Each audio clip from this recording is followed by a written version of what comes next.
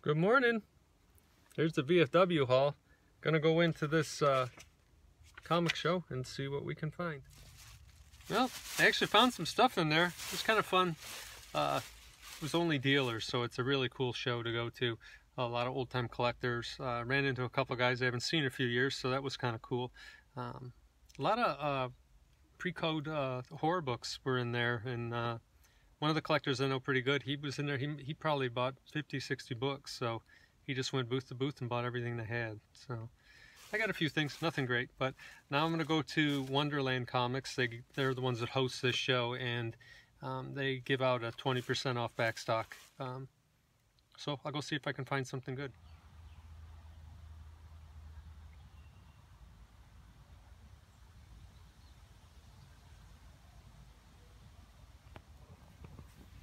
Time for a week in review.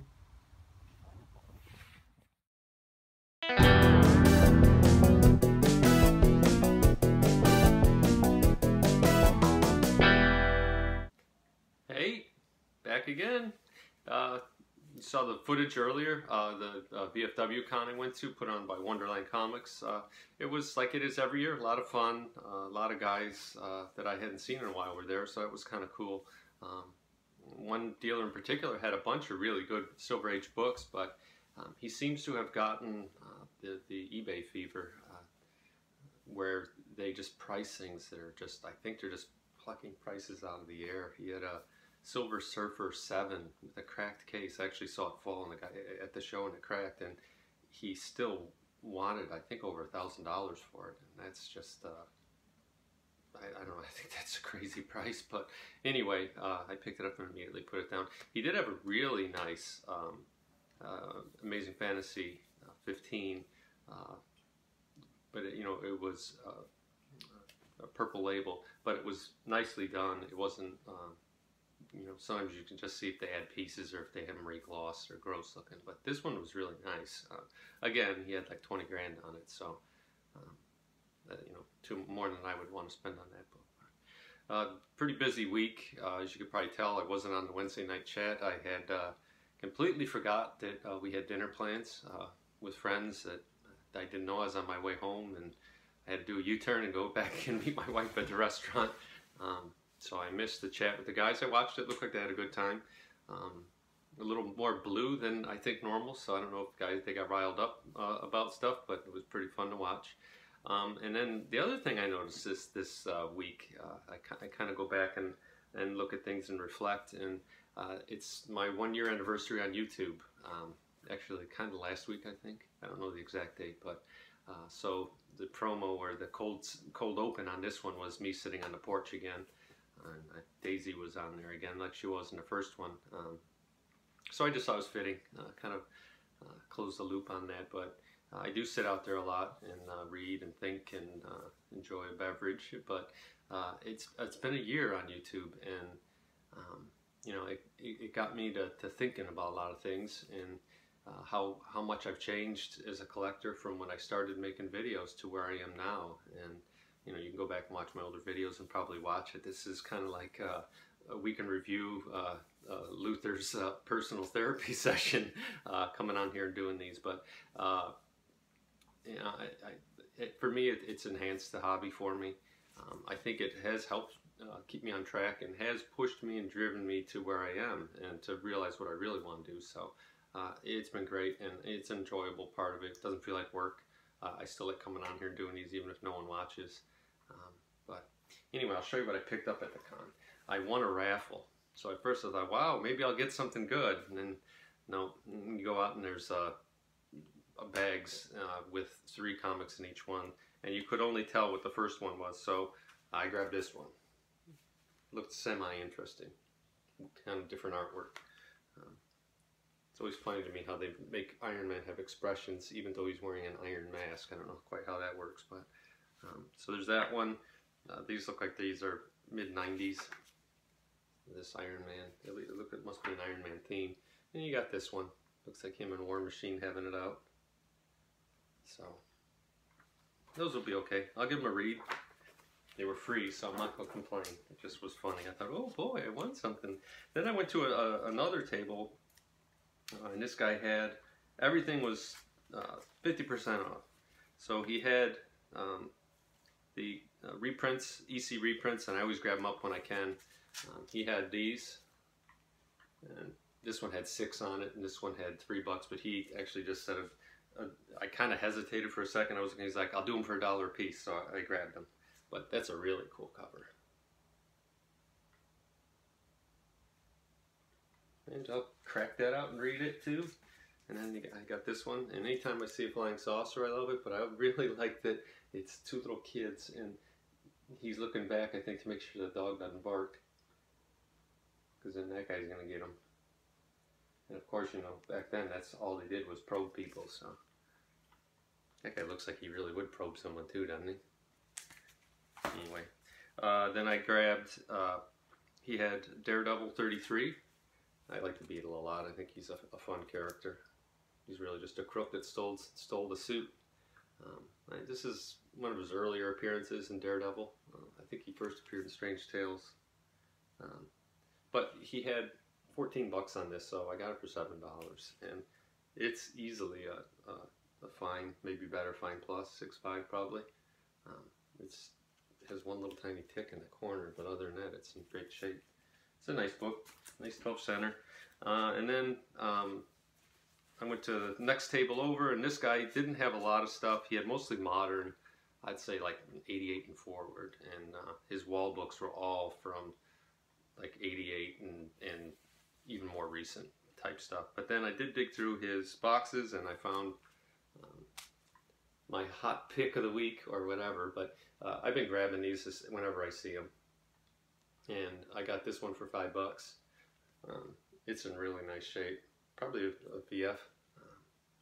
So you know, I'll hang on to this. I'm pretty sure from that interview with Kevin Feige that he mentioned that the Eternals would probably be showing up, and that's their first appearance. So, and anyway,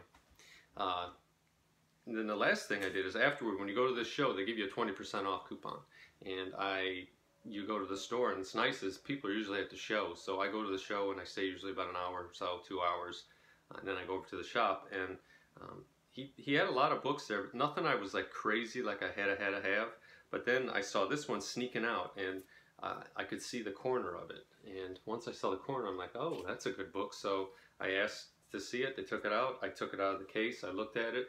I would say this is probably a 7.0.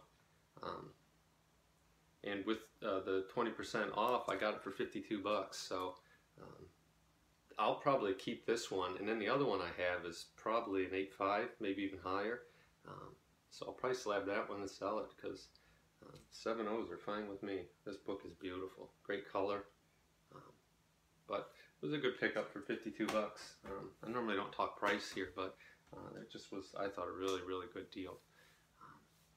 This week's sermon, part of me thinking out on the porch got me to thinking this, and do you have comic friends? Meaning, that's all you pretty much do with them, is you do comic stuff with them, or you talk about comics, and most of the time they're not in town. I'm lucky enough that I have Mike, and Mike, we also do other stuff. I mean, we eat Mexican, and we go to movies and stuff like that. But some people, I think, and I don't, let me know if you have kind of compartmentalized friends. So you have comic friends, or you have a fishing buddy, or maybe you have guys that you watch football with, and that's all you do with them is watch football. And it got me to thinking, is that friendship the common thread, or is it because people that tend to do certain hobbies tend to have similar personalities?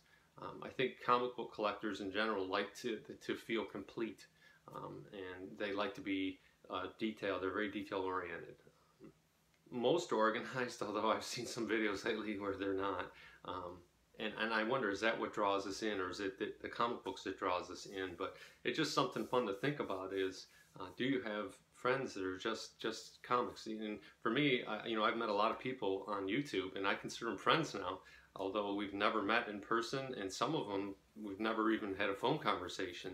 But you check in with them, and it's this, you feel this kinship with them, and I think it's a comic book thing. So most of them are close to my age, but not all of them. I mean, some of them are 10, 15 years older than me, some are 10, 15 years younger than me, but it's just interesting, and it got me to thinking about this YouTube community, how we we all have that commonality with us, that it's comic books, and it's this little community that we have, and it is little, it's very small. I mean, there's probably 1,000 or more people on this regularly, but I'd say the core group of people is probably about 200. I would guess. I'd estimate it at.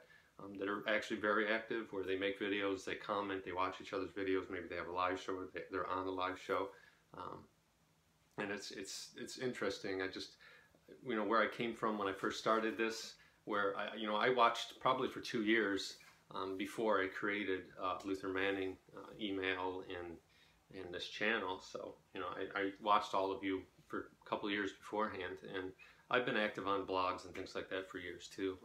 Less and less now that I'm on this. I just don't have the time for it. So, but it just was an interesting thing to think about. And just think about: do you have just comic friends? Are they just your friends with comic books? And maybe that's good. Maybe it's not. I don't know. It's interesting. I'll be going to Heroes Con in about 3 weeks down in Charlotte, so that'll be interesting. So I know Anthony's going down, and Mike's going. Mike and I are both going, so that'll be fun. And I'm sure some others will be down there. I know Alan lives in that area, and I think a couple other YouTubers are from North Carolina. And judging by some of the accents, I have family down there, so they sound a lot like my relatives down there.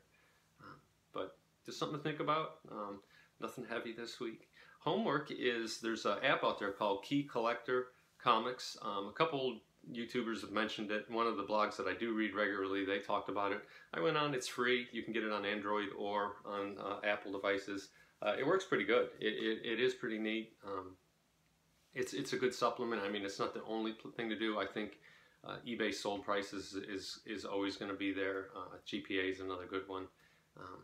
And then this. So I think if you have those things and you use those as a mix, you can kind of help yourself know what to pay, and maybe if you're going to buy something for an investment or hope to hang on to it, is it a short-term, long-term, or super quick flip kind of a situation, like my Eternals.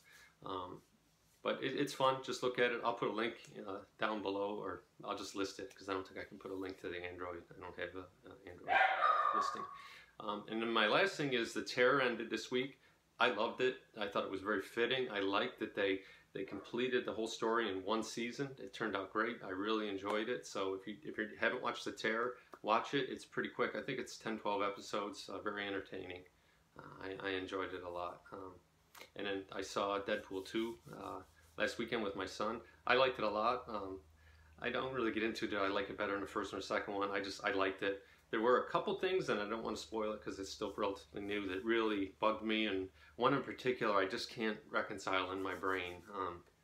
So maybe I'll comment on that next week, but that's all I got for you this week. So until next week, life, liberty, and the pursuit of comic books and comic book friends.